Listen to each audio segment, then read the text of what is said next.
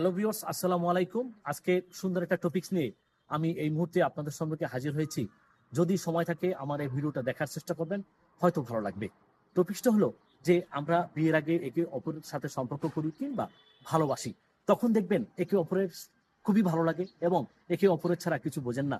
বিয়ের পরে অনেক সমস্যা একে অপরের বিরুদ্ধে অভিযোগ দিচ্ছেন যে তিনি আমার আগের মতো আমাকে ভালোবাসেন না, অথবা তিনি আগের মতো আমাকে সময় দিচ্ছেন না। কিন্তু কেন? এর কারণ কোথায়? এর কারণটা হলো যে আপনি যখন বিয়ের আগে যখন ছেলে এবং মেয়ের সাথে সম্পর্ক হয়, তখন দেখবেন ছেলে তার সর্বোচ্চ ভালো দিকটা তুলে ধরে এবং মেয়েও তার সর্বোচ্চ ভালো দিকটা তুলে ধরে। কিন্তু 24 ঘন্টার ভিতরে যখন আপনি এক করতে থাকবেন, তখন খারাপ ভালো দিকগুলো কিন্তু তখন কিন্তু আর লুকায়িত থাকে না, তখন ফুটে ওঠে।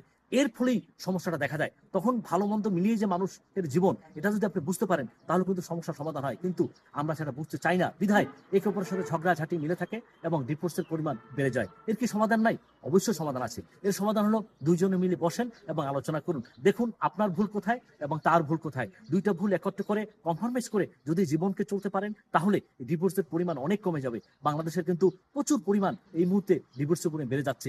আমার কথাগুলো যদি ভালো লেগে থাকে, এই অনুযায়ী যদি কাজ করতে পারেন, আমি 100% গ্যারান্টি বলতে পারি যে আপনারা অবশ্যই যে নিজেদের দৃঢ় বন্ধনগুলো আরো কঠিন থেকে কঠিনতর ভাবে প্রতিষ্ঠিত করতে পারবেন। ধন্যবাদ।